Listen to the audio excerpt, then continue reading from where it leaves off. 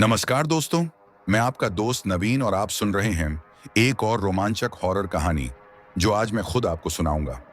आज की कहानी रोहन जी की है, जो कुछ बेहद अजीब और डरावने अनुभवों से गुजरता है। तो आइए सुनते हैं यह डरावनी घटना रोहन जी के नजरिए से। लेकिन उससे पहले एक छोटी सी बात। आप सभी इस कहानी को बड़े ध्यान से सुनते हो, लेकिन लाइक नहीं करते। इस बार मेरी उम्मीद है कि आप सब इस वीडियो को लाइक करेंगे और चैनल को सब्सक्राइब करके अपना प्यार दिखाएंगे। और अगर आप चाहते हैं कि इस वीडियो में आपका नाम लिया जाए, तो कमेंट सेक्शन में अपना नाम और शहर का नाम जरूर लिखें। अब बिना समय गवाए चलिए शुरू करते हैं। नमस्कार दोस्तों, मैं रोहन हूं और मूल रूप से पंजाब का रहने वाला हूं। लेकिन उस डरावनी घटना के समय मैं अपने दो दोस्तों के साथ मध्य प्रदेश के एक शांत और सुनसान इलाके में रहता था। आज मैं अपनी जिंदगी की उस काली याद का जिक्र कर रहा हूं, जिसने हमें अंदर तक हिला दिया और जिसके बाद हम तीनों फिर कभी वैसे नहीं रह पाए। रातों में इसे याद कर नींद उड़ियच जाती है और शरीर कांपने लगता है। यह तब की बात है जब मैं, सौरभ और ललित सरकारी नौकरी की तैयारी करने के लिए वहां आए थे। शहर की महंगी कोचिंग और हॉस्टल का खर्च उठाना मुश्किल था, इसलिए हमने शहर से दूर एक पुरानी और शांत जगह पर कमरा किराए पर लिया। हमारा लक्ष्य था जी जान लगाकर पढ़ना और नौकरी पाकर परिवार के सपने पूरे करना। वह कमरा एक पुराने मकान की ऊपरी मंजिल पर था, जिसमें एक बड़ा हॉल, छोटा सा किचन और बाथरूम था। मकान मालिक नीचे दुकान चलाते थे और हमसे कोई खास मतलब नहीं रखते थे। जगह सस्ती, शांति भरी और पढ़ाई के लिए बिल्कुल सही थी। हम तीनों साथ रहते, खाते, पढ़ते और एक दूसरे का हौसला बढ़ाते। ललित बहुत शांत स्वभाव का था, जो हमेशा किताबों में खोया रहता। मैं थोड़ा मिलनसार था, पर ध्यान पढ़ाई पर ही रहता। और सौरभ हम तीनों में सबसे ज्यादा समझदार माना जाता था। लेकिन सौरभ हम दोनों से बिल्कुल अलग था। दिल का बहुत अच्छा और यारों पर जान छिड़कने वाला, मगर उसका गुस्सा हर वक्त नाक पर चढ़ा रहता और छोटी सी बात पर भड़क जाना उसकी पुरानी आदत थी। इसी वजह से कई बार बेवजह झंझट खड़े हो जाते। पर उस दिन जो घटा, उसकी तो हम कल्पना भी नहीं कर सकते थे। काश उस समय हमने सौरभ को मना लिया होता या उसकी जिद रोक दी होती, तो शायद आज हमारी जिंदगी किसी और मोड़ पर होती। जून की तपती दोपहर थी। बाहर गर्म हवाएं चल रही थीं और कमरे में कूलर की आवाज के बावजूद पसीने से हालत खराब। सुबह से पढ़ाई करते करते दिमाग सुन्न हो चुका था। ललित कोने में बैठा इतिहास की किताब पलट रहा था और मैं गणित के सवालों में फंसा हुआ था। तभी सौरभ, जो काफी देर से बेचैन होकर कमरे में टहल रहा था, अचानक बोला कि अब उससे पढ़ाई नहीं हो रही, दिमाग चकरा गया है। मैंने बिना ऊपर देखे कहा कि पढ़ना पड़ेगा, अगले महीने परीक्षा है।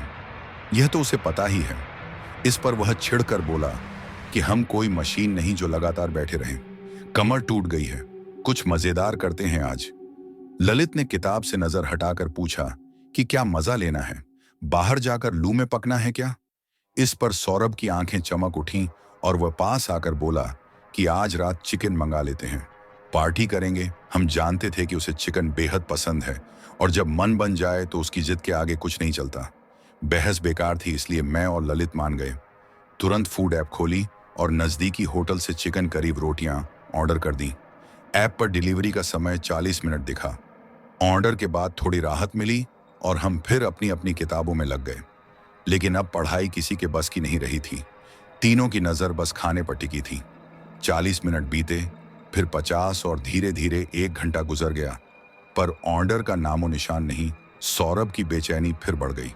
वह हर 2 मिनट में ऐप खोलकर लोकेशन देखता, जो पिछले 20 मिनट से वहीं अटकी पड़ी थी। उसका गुस्सा फिर सिर पर चढ़ गया और वह बड़बड़ाते हुए बोला कि ये लोग पैसे तो पूरा ले लेते हैं, पर सर्विस के नाम पर धोखा देते हैं। आने दो, उसे आज मजा चखाता हूं। मैं और ललित उसे शांत करने की कोशिश कर रहे थे कि शायद ट्रैफिक में अटक गया हो या बाइक खराब हुई होगी, पर वह किसी की सुनने को तैयार नहीं था। करीब 1.5 घंटे बाद सीढ़ियों पर कदमों की आवाज आई और दरवाजे पर एक दुबला सा लड़का, उम्र मुश्किल से 20-22, पसीने से तर, हाथ में खाना लिए खड़ा मिल गया। उसकी आंखों में अजीब सी घबराहट थी। सौरभ ने दरवाजा खोलते ही ताव में पूछा कि बड़ी जल्दी याद आई, रास्ते में सो रहा था क्या? लड़का कांपती आवाज में बोला कि बाइक पंचर हो गई थी, इसलिए देर हुई। सौरभ ने तुनक कर कहा कि फोन क्यों नहीं किया? लड़के ने बताया कि उसने कॉल की थी मगर फोन नहीं लगा। इस पर सौरभ और भड़क उठा, बोला कि लेट ऊपर से बहाने, खाना वापस ले जा, पैसे नहीं मिलेंगे। अब लड़के की आंखों में भी गुस्सा और लाचारी उतर आई।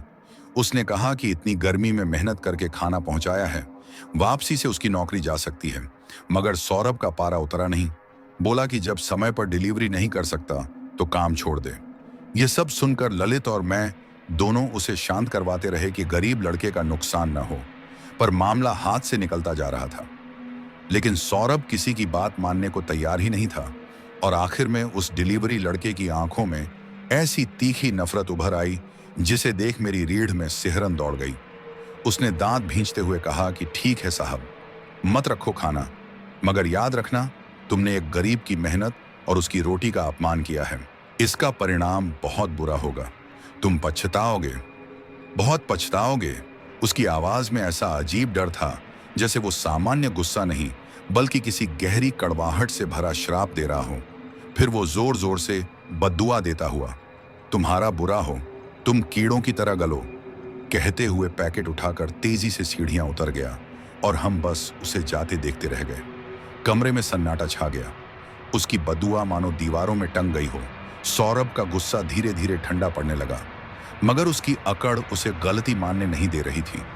ललित ने लंबी सांस भरकर कहा कि यह ठीक नहीं हुआ, तुम्हें इतना भड़कना नहीं चाहिए था। इस पर सौरभ छिड़कर बोला कि मैं क्या पूजा करता उसका। हम इसी बात पर बहस कर रहे थे और सोच रहे थे कि अब खाने का क्या इंतजाम करें, क्योंकि भूख बेहद तेज लगी थी। लगभग 5 मिनट ही हुए होंगे कि दरवाजे पर दोबारा दस्तक पड़ी। हमने सोचा मकान मालिक होंगे। सौरभ ताव में जाकर दरवाजा खोलता है और सामने वही डिलीवरी वाला खड़ा था, मगर इस बार उसका चेहरा पीला, आंखें कांच की तरह खाली और बिल्कुल भावहीन। न गुस्सा न शिकायत, बस चुपचाप उसी खाने का पैकेट लिए खड़ा। सौरभ हड़बड़ाकर बोला, तुम फिर आ गए? मैंने कहा ना, हमें नहीं चाहिए। उस आदमी ने कोई जवाब नहीं दिया, बस खाली और बर्फ जैसी ठंडी नजरों से सौरभ की ओर देखता रहा और धीरे से पैकेट उसकी तरफ बढ़ा दिया। उसकी खामोशी हमें भीतर तक डरा रही थी। हम समझे शायद उसे अपनी गलती का एहसास हो गया हो और वह माफी मांगने आया हो। सौरभ ने भी सोचा कि बेचारे का नुकसान क्यों करें, और वैसे भी भूख बेहाल कर रही थी, इसलिए उसने बिना कुछ कहे उसके हाथ से पैकेट ले लिया और बोला, ठीक है, कितने पैसे हुए? फिर पैसे लेने के लिए कमरे के अंदर जाकर पर्स उठाया, नोट निकाले और जैसे ही दरवाजे की ओर वापस लौटा, वह डिलीवरी लड़का वहां से गायब था। न आवाज न कदमों की आहट, मानो हवा में घुल गया हो। हम घबराकर बाहर सीढ़ियों तक दौड़े और नीचे झांका, लेकिन वहां कोई नहीं था, न उसकी मोटर बाइक न उसका। इतनी तेज किसी का बिना आवाज सीढ़ियां उतरकर गुम हो जाना नामुमकिन था। हम एक दूसरे का चेहरा हैरानी में देखते रह गए। ललित कांपती आवाज में बोला, कहां गया वो? सौरभ के हाथ में पैकेट था और वह भी सन्न रह गया। बोला, पता नहीं यार, बड़ा अजीब इंसान था, शायद जल्दी में भागा होगा। लेकिन मेरे भीतर एक अनजाना डर गहराने लगा। महसूस हो रहा था कि यह कोई साधारण बात नहीं। ये वही पल था जब उस एक साधारण से खाने के पैकेट ने हमारी शांत जिंदगी में एक ऐसे तूफान की शुरुआत कर दी जिसका अंदाजा हमें जरा भी नहीं था। वो रात हमारी जिंदगियों की आखिरी सामान्य रात होने वाली थी। उसके बाद तो जैसे अंधेरा, डर और मौत का एक अंतहीन खेल शुरू हो गया। उस लड़के के अचानक गायब हो जाने के बाद कमरे में ऐसा सन्नाटा छा गया जो किसी शोर से ज्यादा डरावना था। हम पत्थर की तरह वहीं खड़े रह गए और हमारी आंखें सिर्फ उस पैकेट पर टिक गईं जो अब खाने से ज्यादा एक रहस्य बन चुका था। बाहर रात गहरी हो रही थी और अंदर डर। ललित, जो हम में सबसे समझदार था, आखिरकार उस चुप्पी को तोड़ते हुए कांपती आवाज में बोला, रोहन, सौरभ, ये खाना ठीक नहीं है, इसमें जरूर कुछ गड़बड़ है, वो ऐसे कैसे गायब हो सकता है? ललित ने घबराई हुई आवाज में कहा और मैं भी तुरंत उसकी बात से सहमत हो गया। मेरे भी रोंगटे खड़े हो चुके थे। मैंने कहा, हाँ, ललित सही कह रहा है। पहले वो हमसे झगड़ कर गया, फिर अचानक बिल्कुल शांत होकर वापस आ गया और अब बिना आवाज किए यूं गायब हो गया जैसे कोई भूत हो।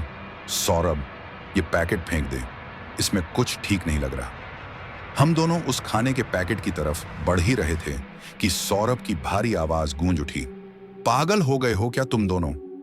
हमने पलटकर उसकी तरफ देखा तो उसके चेहरे पर न डर था न हैरानी, बस एक चिढ़ सी, जैसे हम उसके खाने के बीच में रुकावट डाल रहे हों।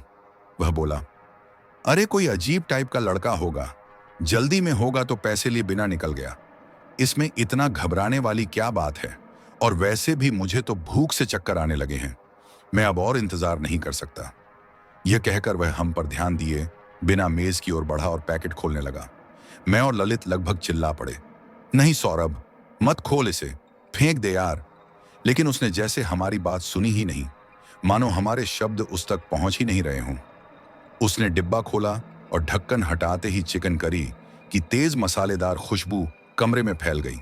सच कहूं तो एक पल के लिए मेरे मुंह में भी पानी भर आया।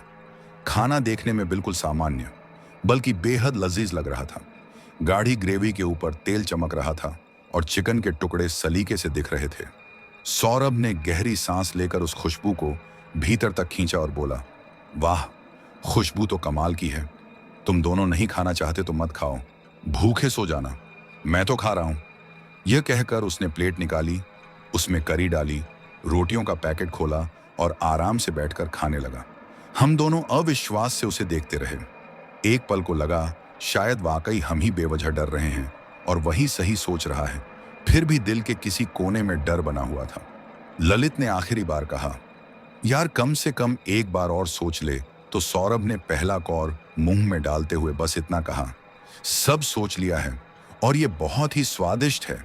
इसके बाद वह चुपचाप खाने में लग गया और मैं और ललित पास ही चारपाई पर बैठ गए, उसे खाते हुए घूरते रहे। लेकिन जितना हम उसे खाते हुए देख रहे थे, डर कम होने के बजाय और ज्यादा गहरा होता जा रहा था। सौरभ खाना खा नहीं रहा था, बल्कि जैसे उसे निगल रहा था। उसकी रफ्तार अस्वाभाविक रूप से तेज थी। न वो हमारी ओर देखता, न एक शब्द बोलता, बस प्लेट पर टिकी खाली निगाहें और हाथ लगातार रोटी तोड़कर करी में डुबोकर उसके मुंह तक ले जाना, मानो कोई मशीन बिना रुके चल रही हो। कमरे में सिर्फ चम्मच के प्लेट से टकराने की लगातार खटक खटक की आवाज गूंज रही थी और उस रात वह आवाज मुझे किसी मनहूस घड़ी की टिक टिक की तरह महसूस हो रही थी। मैंने उसे रोकने की कोशिश की, सौरभ यार आराम से खा, कोई छीन नहीं रहा। पर उसने कोई जवाब नहीं दिया, बस एक पल के लिए चेहरा उठाकर मेरी तरफ देखा। और दोस्तों, मैं कसम खाता हूं उसकी वह नजर मैं जिंदगी भर नहीं भूल सकता। उसकी आंखों में न पहचान थी न भावना, वह बिल्कुल खाली, कांच की गुड़िया जैसी जड़, भावहीन। ऐसा लगा जैसे वहां इंसान नहीं, कुछ और बैठा हो। वह मुझे एक सेकंड घूरता रहा और फिर से प्लेट पर झुक गया। ललित ने डर के मारे मेरा हाथ जोर से पकड़ लिया। उसे भी साफ समझ आ गया कि कुछ बेहद गलत हो रहा है। पल भर में सौरभ ने पूरा खाना साफ कर दिया, यहां तक कि प्लेट उंगलियों से छांट कर चमका दी। फिर चुपचाप उठा, प्लेट किचन में रख दी और बिना एक शब्द बोले हमारे कमरे के उस हिस्से की ओर बढ़ने लगा जहां हम सोते थे। एक छोटा सा पार्टीशन रूम, जिसका लकड़ी का पुराना और कमजोर दरवाजा हल्की हवा में भी चिड़राता था। उसका यूं बिना कुछ बोले अंदर चले जाना हमें और डरा गया। ललित ने घबराकर पूछा, सौरभ कहाँ जा रहा है? भाई कुछ तो बोल, क्या हुआ है? सौरभ दरवाजे तक पहुंचा, वहीं रुककर धीरे से पलटा और उसी खौफनाक खाली आंखों से हमें देखा। फिर होंठों पर एक अजीब सी मुस्कान उभरी, जो खुशी की नहीं बल्कि ऐसी थी जिसे देखकर ही रूह कांप जाए। अगली ही क्षण वह अंदर गया और दरवाजा बंद कर लिया। कटक की वह आवाज हमें किसी धमाके से कम नहीं लगी। हम दोनों सुन्न रह गए। सौरभ ने आज तक ऐसा कभी नहीं किया था, गुस्सा किया हो, चिल्लाया हो, पर खुद को इस तरह कमरे में बंद नहीं। हमने दरवाजा पीटना शुरू किया, सौरभ दरवाजा खोल यार, क्या कर रहा है? पर अंदर से कोई आवाज नहीं आई, न हलचल, कुछ भी नहीं। करीब 10 मिनट तक हम लगातार दरवाजा पीटते, पुकारते रहे, पर कोई जवाब नहीं मिला, जैसे कमरे में कोई है ही नहीं। आखिर थककर हम हॉल में आकर बैठ गए। दिल दहल चुका था। ललित बोला, रोहन, मुझे बहुत डर लग रहा है। उस खाने में जरूर कुछ गड़बड़ थी, हमें दरवाजा तोड़ देना चाहिए। मेरे मन में भी वही विचार घूम रहा था, लेकिन यह सोचकर कि अंदर क्या मिलेगा, हिम्मत जवाब देने लगती थी। मैंने खुद को और ललित को समझाते हुए कहा, शायद वह बस नाराज है, जो झगड़ा हुआ उसे लेकर थोड़ी देर में खुद ही बाहर आ जाएगा। हालांकि भीतर डर और शक लगातार बढ़ रहा था, लेकिन मेरे दिल ने साफ कह दिया था कि यह सिर्फ नाराजगी नहीं, कुछ बेहद डरावना चल रहा है। तभी अंदर वाले कमरे से धुंधली सी आवाजें आने लगीं। पहले तो खर्र खर्र जैसी, मानो कोई अपनी उंगलियों से दीवार नोच रहा हो, फिर ठप ठक की आवाज जैसे कोई चीज उठाकर फेंक रहा हो। हम दोनों दहशत में जड़ होकर उस बंद दरवाजे को घूरते रहे। थोड़ी देर बाद आवाजें बदल गईं और अंदर से एक अजीब बेसुरी गुनगुनाहट शुरू हो गई। वो किसी गीत जैसी नहीं, बल्कि पागलपन भरी नीरस हमिंग थी, एक ही सुर में लगातार, जैसे मानसिक रोगी अंधेरी कोठरी में अकेला बड़बड़ा रहा हो। वो रात कैसी बीती, यह सिर्फ मैं और ललित जानते हैं। नींद का तो नाम तक नहीं। हम हॉल में दरी बिछाकर एक दूसरे से सटकर लेट गए और निगाहें दरवाजे पर टंगी रहीं, कभी खुरचने की, कभी कुछ टकराने गिरने की, तो कभी वह डरावनी गुनगुनाहट। डर इतना कि लाइट बंद करने की हिम्मत नहीं हुई। हर हल्की आहट पर दिल जैसे गले में अटक जाता। बस एक ही उम्मीद थी कि सुबह हो जाए, रोशनी फैले और सौरभ खुद बाहर आ जाए। कितना बड़ा भ्रम था। हमें क्या पता था कि सुबह का दरवाजा खुलना हमारे लिए नरक के दरवाजे के बराबर होगा। रात करीब 3 बजे अचानक सभी आवाजें थम गईं। इतनी शांति कि वो शोर से भी भयानक लगी। हमने कान लगाकर सुनने की कोशिश की, पर अंदर से एक पत्ता तक नहीं हिला। किसी तरह कांपते हुए रात काटी, और जब पहली बार सूरज की किरण खिड़की से भीतर आई, तब जाकर ऐसा लगा जैसे जिंदगी वापस लौटी हो। रोशनी में डर कुछ हल्का लगता है, लेकिन डर अब भी पीछा नहीं छोड़ रहा था। अंदर उतनी ही भयानक खामोशी पसरी हुई थी। ललित ने हिम्मत जुटाकर कहा, अब दरवाजा तोड़ना पड़ेगा, कहीं सौरभ ने अंदर खुद को नुकसान न पहुंचा लिया हो। मैं भी और इंतजार नहीं कर सकता था। हम दोनों खड़े हुए और दरवाजे तक पहुंचे। एक बार फिर आवाज लगाई, सौरभ, दरवाजा खोल, सुबह हो गई है। पर कोई प्रतिक्रिया नहीं। हमने चेतावनी दी, हम दरवाजा तोड़ रहे हैं। फिर भी अंदर से सन्नाटा। आखिर हमारे पास कोई विकल्प नहीं बचा। एक दूसरे की ओर देखा, गहरी सांस ली और पूरी ताकत से दरवाजे पर धक्का मारा। वह पुराना था, लेकिन बेहद मजबूत। 2-3 कोशिशों के बाद भी नहीं टूटा। सांसें तेज चलने लगीं। दिल जैसे सीने से बाहर कूदने वाला था। हमने आखिरी बार पूरी ताकत झोंकी और छर्र की आवाज के साथ लॉक अपनी जगह से उखड़ गया। दरवाजा अचानक भीतर खुला और हम वहीं ठिठक गए। अंदर झांकने की हिम्मत नहीं हो रही थी। तभी कमरे से एक अजीब सी बांसी, ठंडी हवा का झोंका आया। हिम्मत करके अंदर कदम रखा और जो दृश्य देखा, वह देखकर हमारे गले से चीख निकल गई। कमरा पूरी तरह उथल पुथल था। फटे कपड़े जमीन पर बिखरे, किताबें चिथड़ों में, बिस्तर ऐसे जैसे किसी जानवर ने पंजों से फाड़ डाला हो। कोने में रखी मटकी टूटी पड़ी थी और बीच में फर्श पर सौरभ पीठ किए बैठा था। वह बिल्कुल स्थिर, निर्जीव सा। उसके चारों ओर जमीन पर काले बालों के गुच्छे फैले थे और उसकी हथेली में एक कैंची थी। यह दृश्य देख हमारा कलेजा सुन्न पड़ गया। मैंने कांपती आवाज में पुकारा, सौरभ। मेरी आवाज सुनकर वह धीरे धीरे गर्दन मोड़ी और जो चेहरा सामने आया वह सौरभ का नहीं, उसका भयावह विकृत रूप था। उसने खुद अपने बाल कैंची से बेतरतीब काट दिए थे, कहीं लंबे कहीं छोटे, मानो किसी पागल ने उन्माद में बाल नोच डाले हों। उसके चेहरे पर भाव का नामो निशान नहीं था, एकदम खोखली, निर्जीव शक्ल। लेकिन उसकी सबसे भयावह बात यह थी कि सौरभ धीरे धीरे एक समान लय में अपनी गर्दन दाएं बाएं झुला रहा था, मानो हड्डी चुकी हो, और वह उसे जबरदस्ती अपनी जगह पर टिकाने की कोशिश कर रहा हो। उसने हमारी दिशा में चेहरा किया जरूर, लेकिन वो नजर हमारे आर पार जाती हुई दीवार पर टिक गई, जैसे हमें पहचान ही नहीं रहा हो, या शायद उसे दिख ही नहीं रहा था। और उसकी गर्दन लगातार उसी अजीब झटकेदार ताल में हिलती जा रही थी। वह अब हमारा दोस्त नहीं लग रहा था, बल्कि कोई अनजाना डरावना अस्तित्व उसके शरीर पर काबिज बैठा था। ये दृश्य देखकर हमारे गले से एक फटी चीख निकली। डर, सदमे और अपने साथी को उस हालत में देखने की पीड़ा से भरी चीख। टूटे दरवाजे की चौखट पर खड़े होकर उसे इस रूप में देखते हुए लगा जैसे पल भर में हमारी दुनिया ही उलट गई है। हंसने बोलने वाला वही लड़का अब एक निर्जीव कठपुतली बन चुका था, जिसकी डोर किसी अदृश्य ताकत के हाथों में थी और वह बस मशीन की तरह दाएं बाएं हिल रहा था। हमारी चीखें कमरे में ही दबकर रह गईं। हम दोनों सहमकर एक दूसरे से लिपट गए। दिमाग सुन पड़ चुका था, किसी भी बात को समझने का सामर्थ्य नहीं बचा था। इस भयानक सच्चाई को स्वीकार करने के बजाय हमारा दिमाग कोई आसान बहाना ढूंढने लगा। ललित ने कांपती सांसों के बीच फुसफुसाया, रोहन, शायद उसने कोई नशा कर लिया है। पक्का उस खाने में किसी ने बहुत खतरनाक ड्रग मिला दिया था। आजकल ऐसे नशे चल रहे हैं जिसमें इंसान बिल्कुल ऐसा बन जाता है। और एक पल को मुझे भी उसकी बात सही लगी। लगा शायद यही हुआ है। किसी ने हमारे साथ बेहद खतरनाक मजाक कर दिया और सौरभ किसी जहरीले नशे के असर में है। ये सोचकर कि शायद नशे की वजह से ऐसा हुआ होगा, हमारे भीतर का डर थोड़ा ढीला पड़ा और उसकी हालत पर चिंता भारी होने लगी। हमने हिम्मत की और धीरे धीरे सौरभ के करीब बढ़े। कमरा किसी कत्लगाह जैसा दिख रहा था। जमीन पर बिखरे बाल, बिखरा सामान और बीच में जड़ सा बैठा हमारा दोस्त। हम दोनों उसके पास घुटनों के बल बैठे।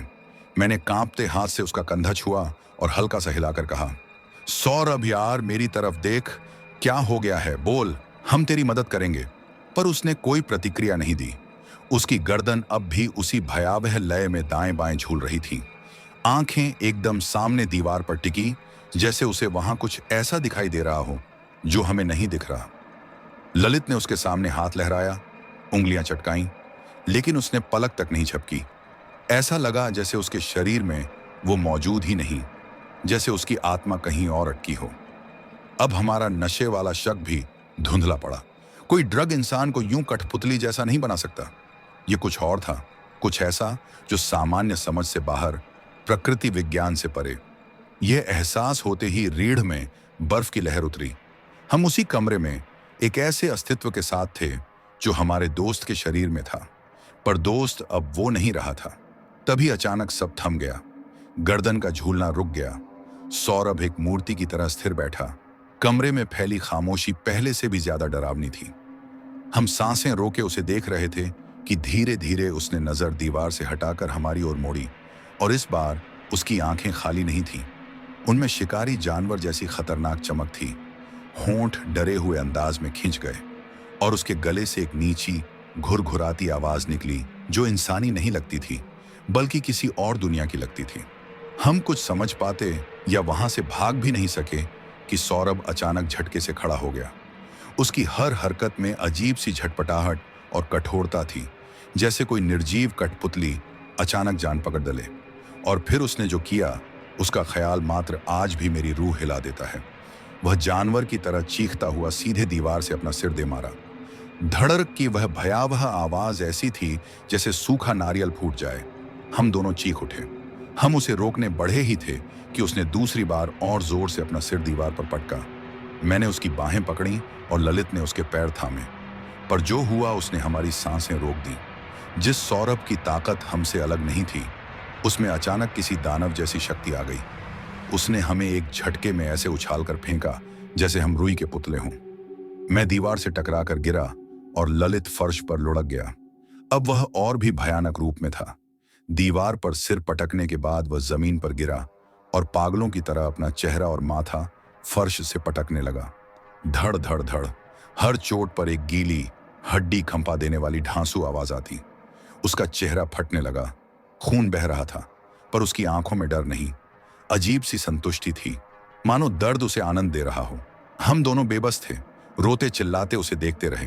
मदद को पुकारा, बचाओ, कोई है, प्लीज। लेकिन वीरान इलाके में हमारी चीखें हवा में गुम हो गईं। हमारा दोस्त अपनी ही जान लेता नजर आ रहा था और हम कुछ नहीं कर पा रहे थे।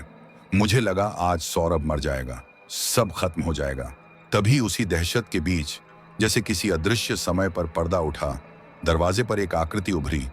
एक वृद्ध व्यक्ति, उम्र करीब 60-65, सफेद दाढ़ी, सिर पर गमछा, सामान्य कुर्ता धोती पहने चुपचाप खड़े थे।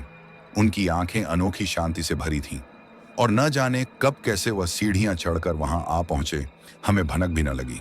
वृद्ध व्यक्ति ने एक नजर कमरे की उथल पुथल पर डाली, फिर हम दोनों की ओर देखा और अंत में उनकी नजर सौरभ पर टिक गई, जो खुद को खून से सना हुआ फर्श पर पटक रहा था। उनके चेहरे पर भय का नाम तक नहीं था, बस गहरी दृढ़ता थी।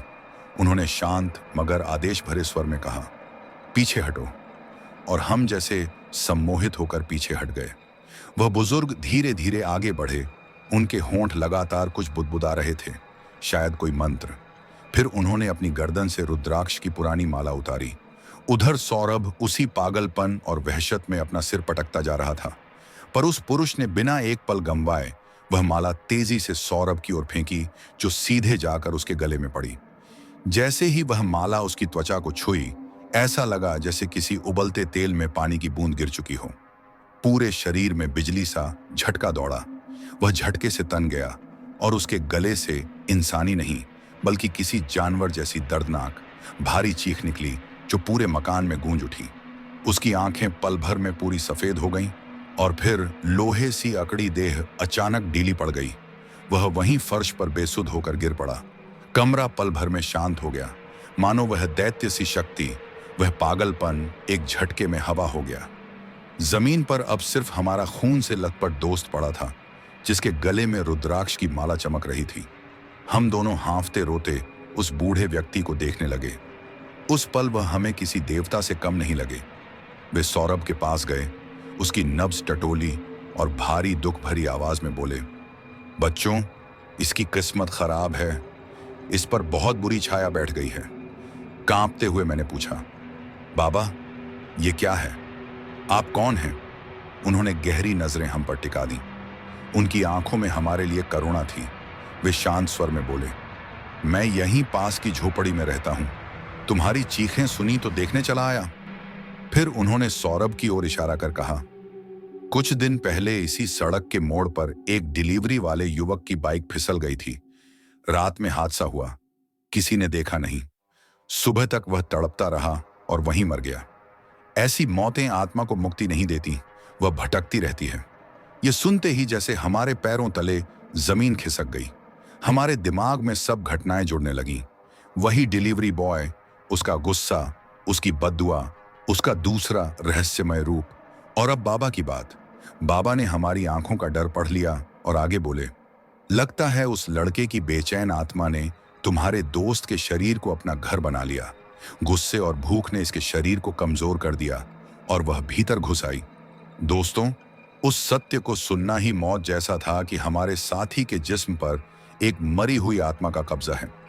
कल तक जिन भूत प्रेत की बातें हम मजाक समझकर टाल देते थे, आज वही सच बनकर सामने खड़ा था। हमारा भाई फर्श पर खून में भीगा पड़ा था और अंदर कोई और था, कोई जो जीता नहीं।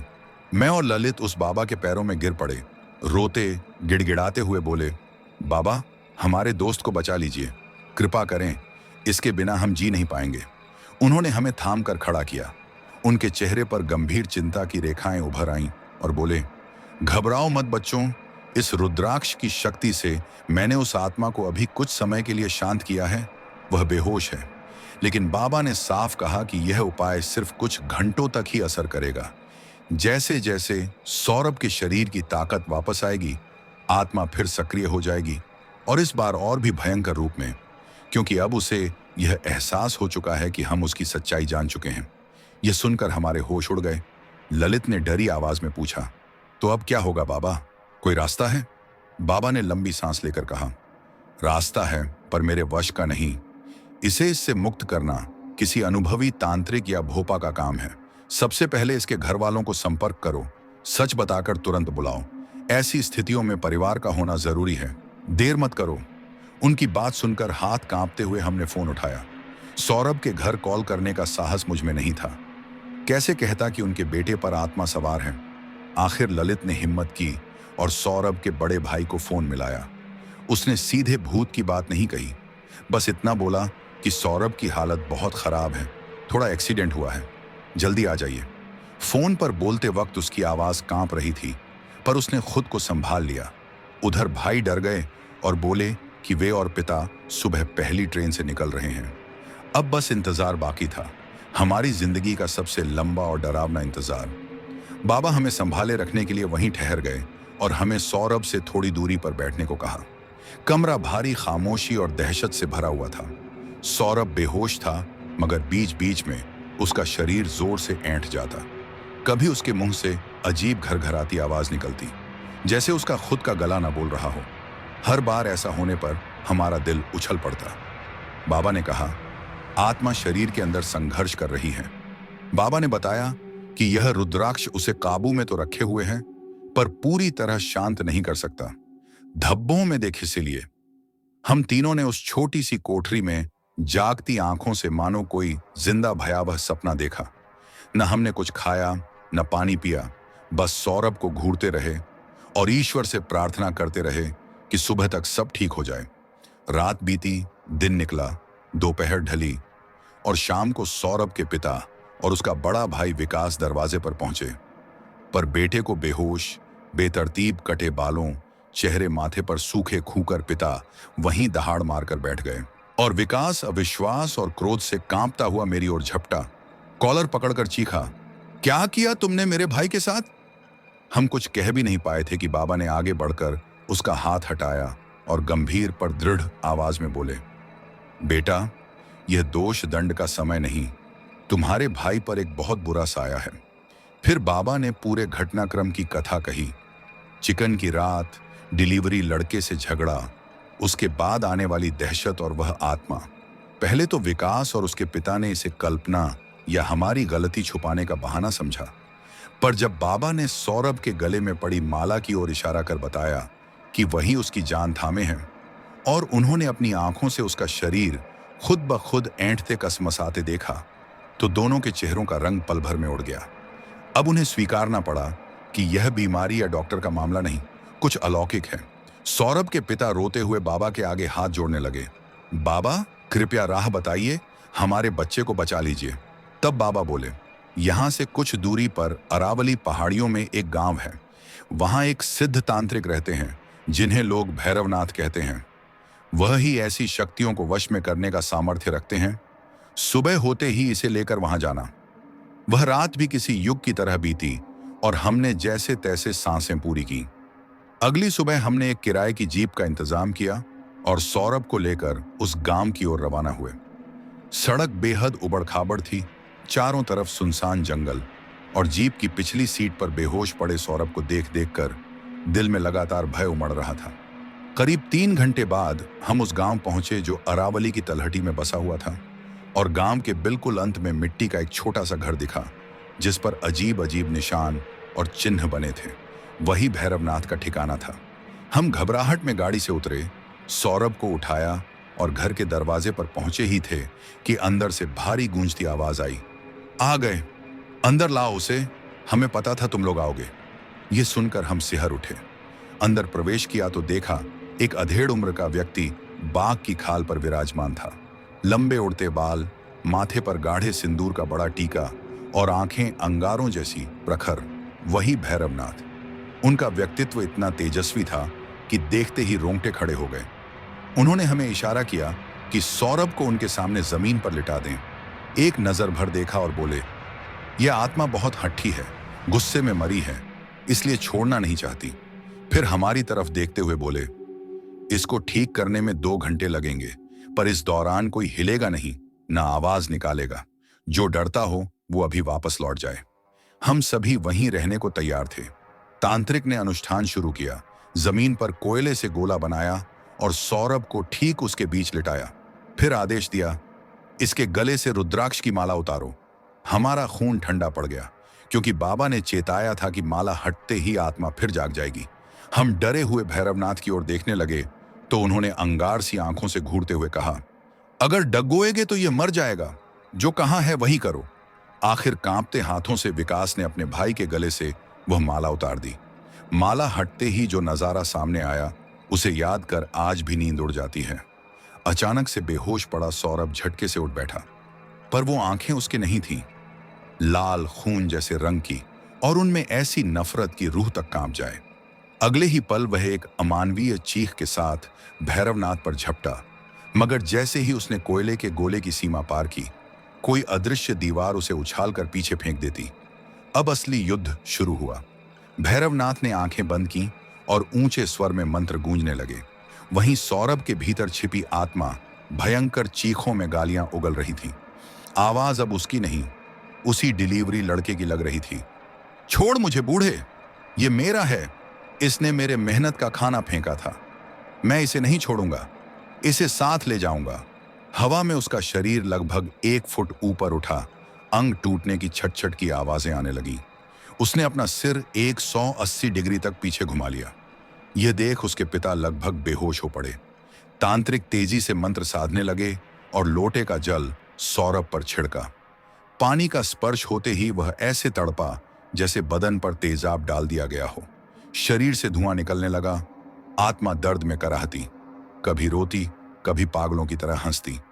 मुझे जाने दो, बहुत जल रहा है, मुझे शांति चाहिए। करीब 2 घंटे तक कमरा मानो प्रेत लोक में बदल गया था।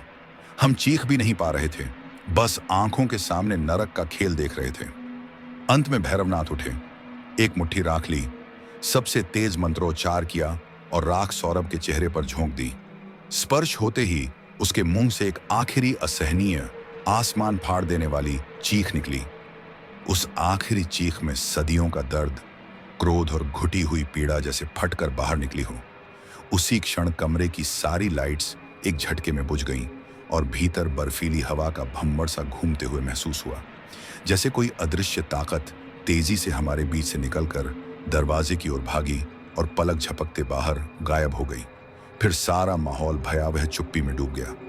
हवा में झूलता सौरभ भारी आवाज के साथ जमीन पर आ गिरा और फिर से बेहोश हो गया। भैरवनाथ हांफते हुए थकावट से वहीं बैठ गए। उनके माथे पर पसीने की बूंदें चमक रही थीं। उन्होंने लंबी सांस ली और शांत आवाज में कहा, खत्म, वह चली गई, अब कभी वापस नहीं आएगी। हमने कांपती नजरों से सौरभ की तरफ देखा। उसका चेहरा अब स्थिर और शांत था, सांसें सामान्य थीं, जैसे वह कोई लंबी भयावह लड़ाई लड़कर अंततः सो गया हो। शायद आप सोचें कि आत्मा के हटते ही हमारा डर मिट गया होगा और हमने चैन की सांस ली होगी। किसी हद तक सही है। भैरवनाथ के चली गई कहने पर ऐसा लगा जैसे सीने पर रखा भारी बोझ उतर गया हो। पर सच्ची दहशत तो उस अचानक आई शांति में छिपी थी, जो बताती थी कि जख्म कितना गहरा है। तांत्रिक ने हमें कुछ पवित्र भस्म दी और सौरभ की कलाई पर काला धागा बांधते हुए कहा, आत्मा तो निकल चुकी है, मगर इसके शरीर और मन पर भारी असर छोड़ गई है। पूरी तरह ठीक होने में समय लगेगा। अगले 41 दिनों तक इसे किसी भी गुस्से, तनाव या नकारात्मक माहौल से दूर रखना, नहीं तो कोई और अंधेरी शक्ति फिर अपना घर बना सकती है। उनकी यह अंतिम चेतावनी सुनकर हमारा खून जम गया। वहां से लौटते वक्त जीप में मौत सी खामोशी पसरी थी। सौरभ बेहोश पड़ा था। चेहरे पर अब कोई वहशीपन नहीं, बस बेहद थकावट और अपने पुराने मासूम रूप की झलक बाकी थी। उसकी हालत देखकर सबसे ज्यादा टूटे हुए उसके पिता थे, जो हमेशा मजबूत दिखते थे, अब बेटे के सिर पर हाथ फेरते हुए चुपचाप रो रहे थे। विकास कमरे के बाहर अंधेरे में खोई नजरों से देख रहा था और मैं तथा ललित दोनों बस सुन्न पड़े थे। दिमाग में पिछले 48 घंटों की घटनाएं किसी भयानक फिल्म की तरह बार बार घूम रही थीं और हर दृश्य अब भी रोंगटे खड़े कर रहा था। जब हम वापस अपने उसी कमरे में लौटे तो रात हो चुकी थी और दरवाजा खोलते ही अंदर का नजारा देखकर फिर दिल सहम गया। फर्श पर सूखे खून के धब्बे, टूटी मटकी, बिखरा सामान और सौरभ के बेतरतीब कटे बाल, सब कुछ उसी भयावह रात की गवाही दे रहे थे। यह जगह अब घर नहीं, बल्कि किसी श्मशान की तरह लग रही थी, जहां हमने अपने दोस्त की आत्मा की जंग देखी थी। हमने हिम्मत करके सौरभ को कमरे में लाकर साफ दरी पर लिटाया। पिता ने गीले कपड़े से उसका चेहरा और हाथ पैर साफ किए, जबकि विकास और हम दोनों मिलकर कमरे को जितना हो सके साफ करने लगे। पर खून के दाग अब जैसे फर्श में समा चुके थे, खामोश पर हर पल डर याद दिलाते हुए। उसी रात सौरभ को होश आया।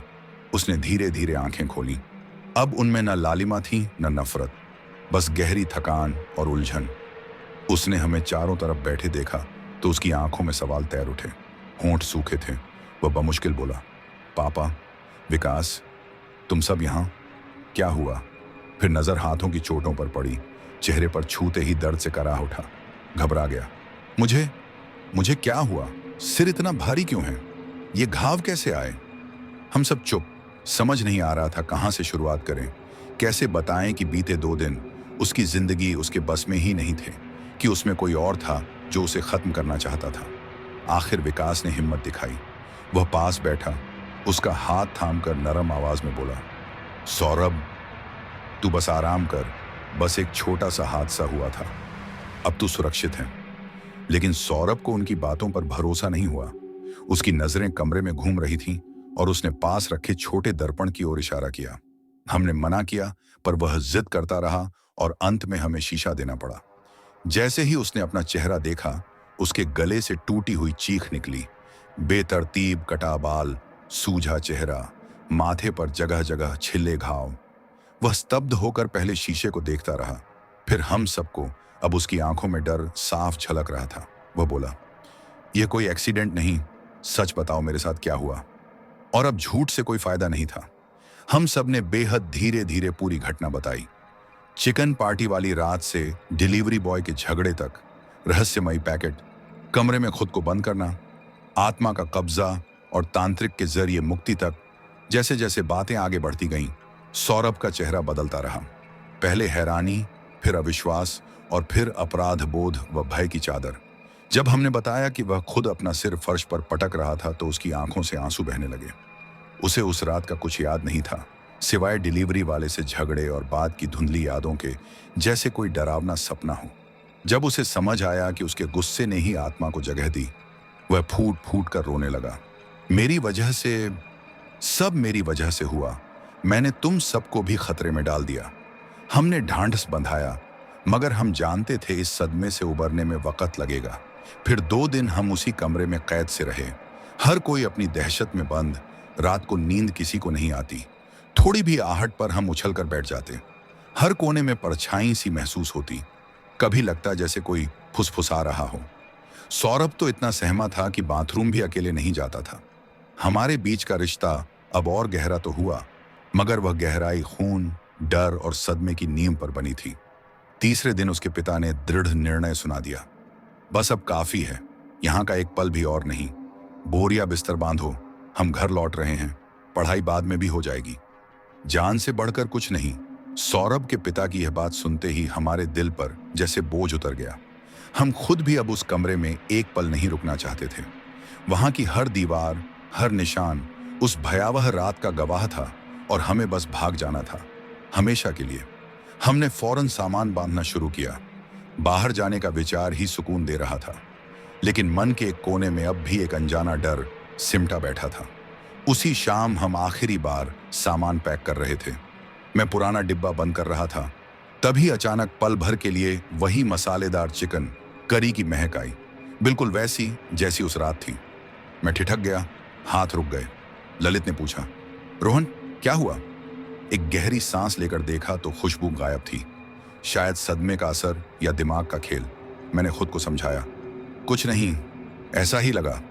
मैंने बक्सा बंद किया और उठाने को मुड़ा ही था कि कान के बिल्कुल पास बहुत धीमी फुसफुसाहट सुनाई दी, नहीं छोड़ूंगा, जिसे हवा भी मुश्किल से सुन पाती।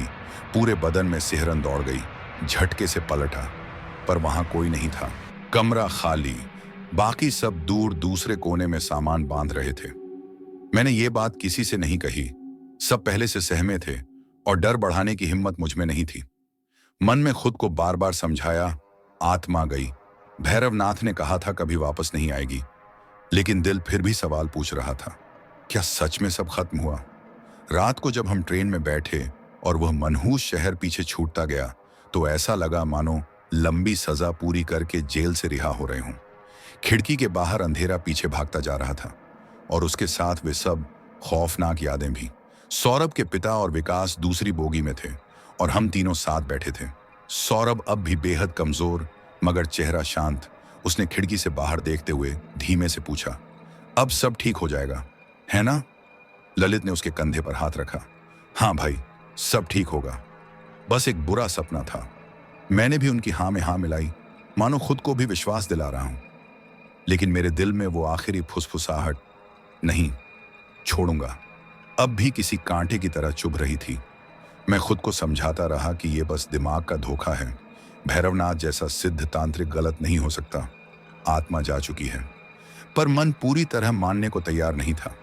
ट्रेन का सफर कट रहा था। हम कॉलेज की पुरानी यादों पर हंसने की कोशिश कर रहे थे ताकि माहौल हल्का हो। सौरभ भी धीरे धीरे बातचीत में शामिल होने लगा तो दिल को थोड़ी राहत मिली। रात में हमने खाना खाया और अपनी अपनी बर्थ पर लेट गए, लेकिन नींद मुझसे कोसों दूर थी। मैं खिड़की के बाहर भागते अंधेरे पेड़ों को देखता रहा। तभी कांच पर एक धुंधला सा प्रतिबिंब नजर आया। बाहर की रोशनी में शीशा आईने जैसा लग रहा था और उसमें हमारी बोगी का गलियारा दिख रहा था। वहीं कुछ दूरी पर कोई खड़ा दुबला पतला लड़का, डिलीवरी बॉय की टी शर्ट पहने हुए। मेरा खून जैसे जम गया, शरीर सुन्न। घबराकर मैंने आंखें जोर से बंद कर ली। नहीं, ये भ्रम है, डर की चाल है। कुछ सेकंड बाद कांपते हुए दोबारा देखा। प्रतिबिंब गायब, गलियारा खाली। मैंने राहत की सांस लेने की कोशिश की, लेकिन दिल अब भी हथौड़े की तरह धड़क रहा था। फिर हिम्मत करके असल में झांका।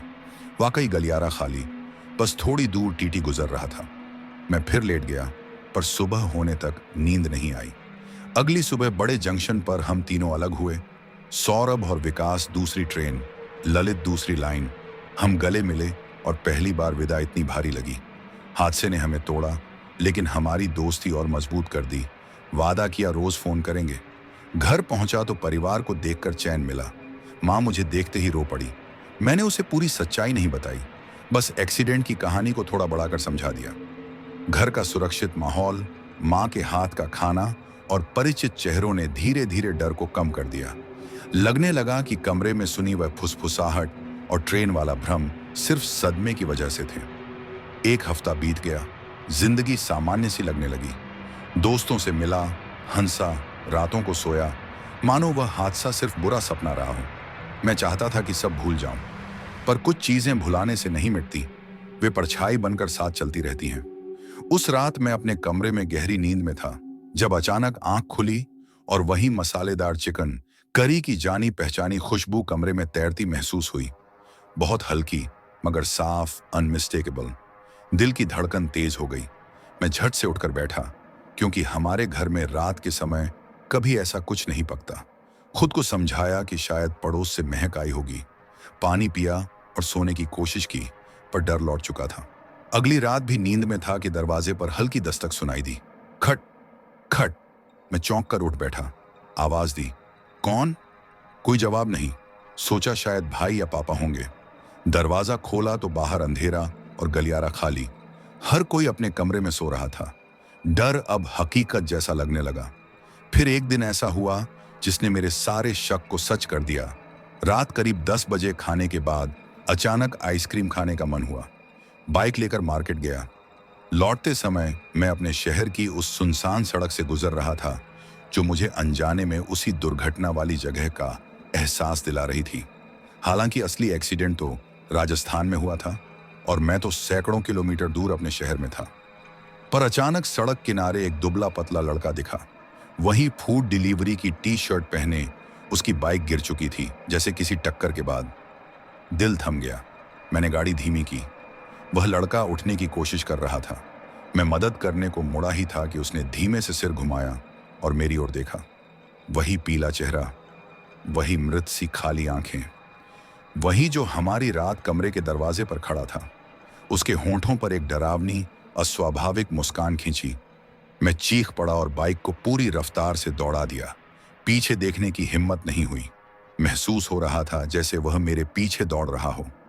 किसी तरह घर पहुंचा, बाइक वहीं फेंकी और कमरे में भागकर खुद को बंद कर लिया। अब साफ था कि वह आत्मा राजस्थान में नहीं छूटी। वह मेरे साथ मेरे शहर, मेरे घर तक आ गई।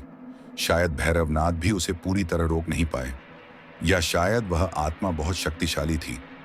उस रात जब मैंने दरवाजे की छोटी झिड़ी से बाहर झांका, तो वह वहीं था, मेरे घर के दहलीज पर। वही मृत डिलीवरी लड़का, हाथ में वही मनहूस खाने का पैकेट, आंखें खाली, सीधे मुझे घूरती हुई, जैसे उसे पता हो कि मैं देख रहा हूं। मैं न हिल सका, न चिल्ला सका। शरीर पत्थर बन गया। पता नहीं कितनी देर मैं वैसे ही खड़ा रहा, जब पापा ने आवाज दी, रोहन, दरवाजे पर कौन है? तब मेरी संवेदना लौटी। मैं जवाब दिए बिना लड़खड़ाते हुए कमरे में भागा। खुद को भीतर बंद किया और बिस्तर में दुबक कर कांपता रहा। पापा बाहर दरवाजा पीटते रहे, पर मैं समझ चुका था, अगर दरवाजा खोला तो वह अंदर आ जाएगा। उस रात मुझे समझ आ गया था कि यह लड़ाई अब सिर्फ मेरी है और मैं इसमें अकेला खड़ा हूं। भागने की कोई राह नहीं। वो मुझे कहीं भी ढूंढ सकता है। या तो मैं डरते डरते पागल हो जाता, या मुझे इसका सामना करना पड़ता। इसलिए कांपते हाथों से मोबाइल उठाया और ललित को कॉल किया। रात का 1 बज रहा था। 2-3 बेल के बाद उसने उनींदी आवाज में फोन उठाया। हाँ रोहन, सब ठीक? मैं बोल नहीं पा रहा था। फिर रोते हुए सब कुछ एक सांस में बता दिया। ट्रेन में शीशे में दिखी परछाई, कमरे में वही घिनौनी खुशबू, रात की खटखट और दरवाजे पर खड़े उसी मरे हुए डिलीवरी लड़के का दृश्य। पहले तो ललित को लगा कि सदमे में मैं भ्रम देख रहा हूं। वह बोला, शांत हो भाई, तू सोच रहा है। मैं चीख पड़ा, यह वहम नहीं है, वो दरवाजे पर था, वो मुझे मार देगा। अगर तुम लोग न आए तो मैं बच नहीं पाऊंगा। मेरी आवाज में ऐसा खौफ था कि ललित समझ गया कि मैं झूठ नहीं बोल रहा। कुछ देर चुप रहा और फिर दृढ़ स्वर में बोला, दरवाजा मत खोलना, हम पहुंच रहे हैं। अगले दिन सौरभ, ललित और विकास मेरे घर थे। सौरभ अब भी कमजोर और डरा हुआ था, पर मुझे बचाने के लिए आया। उन सबको दोबारा इस दहशत में लौटते देख मेरे माता पिता भौंचक के रह गए। जब सच्चाई बताई तो उनके भी पैरों तले जमीन निकल गई। हम सब साथ थे, लेकिन सवाल वही, अब क्या? विकास ने कहा, एक ही रास्ता है, हमें फिर भैरवनाथ के पास जाना होगा। यह सुनते ही हमारे भीतर सिहरन दौड़ गई। फिर उसी जगह लौटना जहां सब शुरू हुआ था, पर कोई विकल्प नहीं था। 2 दिन बाद हम चारों फिर किराए की जीप में बैठे उसी गांव की ओर बढ़ रहे थे। इस बार सफर और भयानक था, क्योंकि इस बार हम जानते थे कि दुश्मन कौन है और कितना ताकतवर। भैरवनाथ के पास पहुंचते ही उन्होंने शांत चेहरे से कहा, मुझे पता था तुम लौटोगे। वह आत्मा गई नहीं, उसने अपना शिकार बदल लिया है। मैं कांपते मन से बोला, बाबा, आपने तो कहा था कि वह चली गई। उन्होंने गहरी सांस लेकर उत्तर दिया, मैंने उस आत्मा को सौरभ के शरीर से निकाला था, लेकिन रोहन, तुम्हारे मन में छिपा डर उसका नया ठिकाना बन गया, और सौरभ के गुस्से ने उसे जन्म दिया था। जब तक उस गुस्से का प्रायश्चित नहीं होगा, आत्मा मुक्त नहीं होगी। वह भटक रही नहीं, बदला लेने आई है। तभी विकास ने धीमी डरी हुई आवाज में पूछा, तो अब करना क्या होगा बाबा? भैरवनाथ ने अंगारों जैसी तेज आंखों से हमें देखते हुए कहा कि अब इस आत्मा को भगाया नहीं जा सकता, उसे मुक्ति ही देनी होगी, और यह कार्य वहीं पूरा होगा जहां उसकी दर्दनाक मौत हुई थी, जहां से यह भय की श्रृंखला शुरू हुई। हम समझ गए कि हमें उसी सड़क के मोड़ पर पहुंचना होगा। अमावस्या की काली रात थी। वह तांत्रिक हमें उस सुनसान मोड़ पर ले आया। हवा में ठंड और बेचैनी थी। भैरवनाथ ने सड़क पर एक बड़ा सुरक्षा चक्र बनाया और हमें उसके भीतर खड़े रहने को कहा। फिर उन्होंने सौरभ के हाथों में पूजा सामग्री, फूल और जल का लौटा दिया और कहा, बेटा, आज अपने गुस्से के लिए क्षमा मांगोगे, वह आएगा और तुम्हारे आंसुओं से शांत होगा। फिर वह मेरी ओर मुड़े, रोहन, वह तुम्हें ढूंढ कर आएगा, तुम्हें ही उसे बुलाना होगा। चक्र तुम्हारी रक्षा करेगा। मेरी सांसें सूख गईं। चक्र के बीच दीपक जलाया गया और मंत्रोच्चार शुरू हुआ। वातावरण भारी और भयावह हो चुका था। मैंने कांपते हुए आंखें बंद की और उसका पीला चेहरा, खाली आंखें याद की। कुछ क्षण बाद हवा थम गई, मौत जैसी खामोशी छा गई और हमें घिसटते पैरों की आवाज सुनाई दी।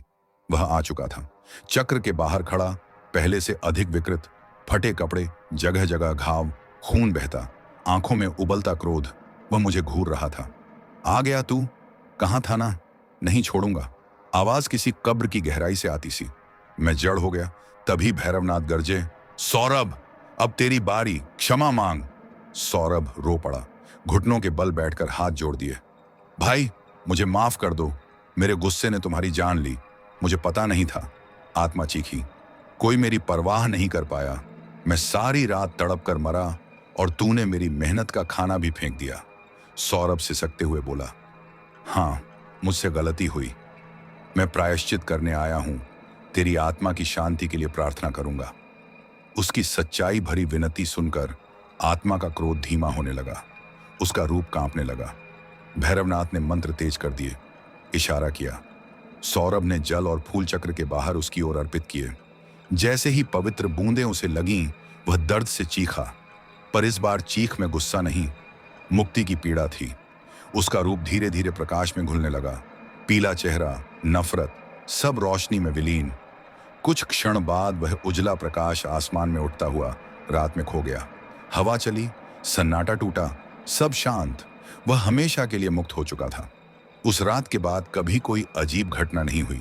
हम घर लौटे और जीवन पटरी पर लाने लगे। हम अब पहले जैसे उग्र, गुस्सैल या लापरवाह नहीं थे। उस घटना ने जीवन की कीमत, क्रोध का परिणाम और क्षमा की ताकत हमें ऐसे सिखाई जैसे कोई किताब नहीं सिखा सकती। आज भी जब हम तीनों मिलते हैं, आंखों में वही दहशत चमक जाती है। एक घाव जो शायद कभी नहीं भरेगा, लेकिन सुकून इस बात का है कि हम साथ रहे और एक भटकी आत्मा को शांति दिला सके। तो दोस्तों, आपको हमारी यह कहानी कैसी लगी? अगर आप ऐसी और दिलचस्प कहानियां सुनना चाहते हैं, तो हमारे चैनल को सब्सक्राइब करना बिल्कुल ना भूलें।